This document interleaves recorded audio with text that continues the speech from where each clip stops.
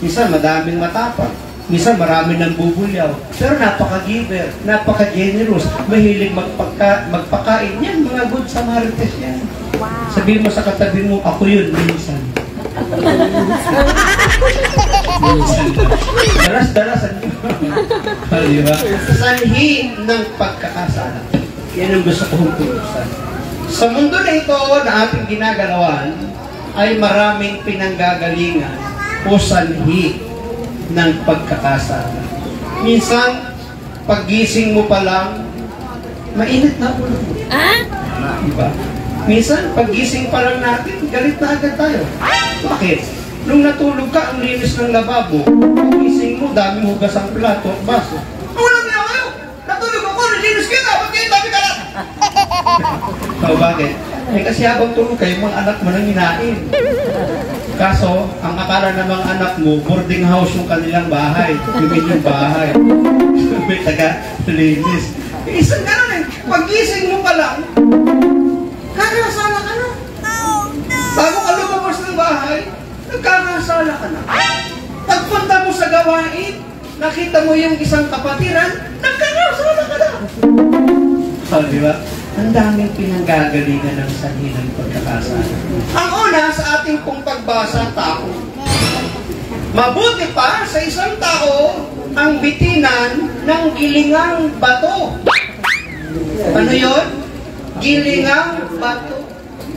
Sa ating pong bansang Pilipinas, baka wala na tayo makikita ang gilingang bato.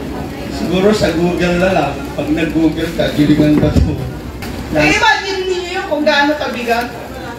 Tapos ano ang sabi? Bibitinan. Imagine po ninyo, halimbawa nakatayo ako. Tapos itinali sa akin yung gilingang bato, nakabitin yun. Yun pa lang, mahirap na eh.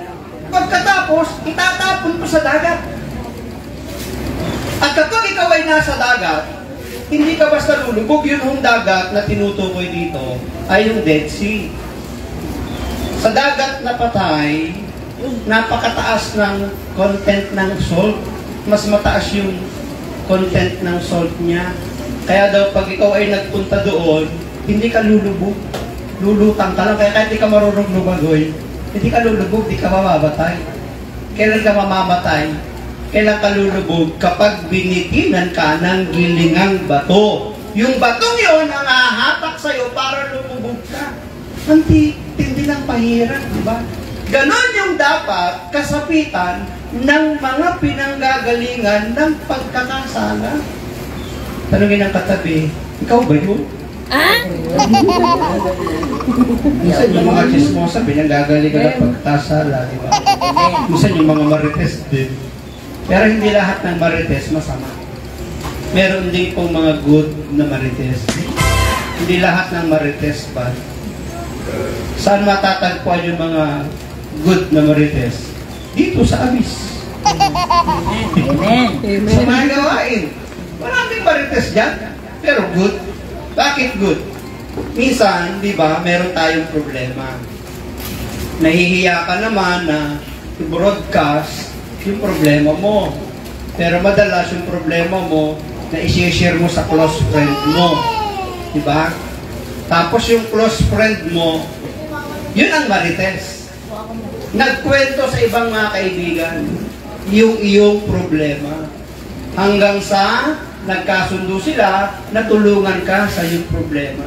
Paglipas ang ilang araw, may dumating na tulong sa iyo sa pamamagitan ng close friend mo na nagmarites ng problema mo. Tanong, masama ba siya? Hindi.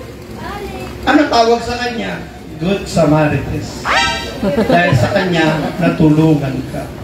O di ba sa gawain din dito, minsan maraming masungit, minsan madaming matapang, minsan marami nang bubulyaw. Pero napaka-giver, napaka-generous, mahilig magpakain. Yan, mga good Samaritans yan.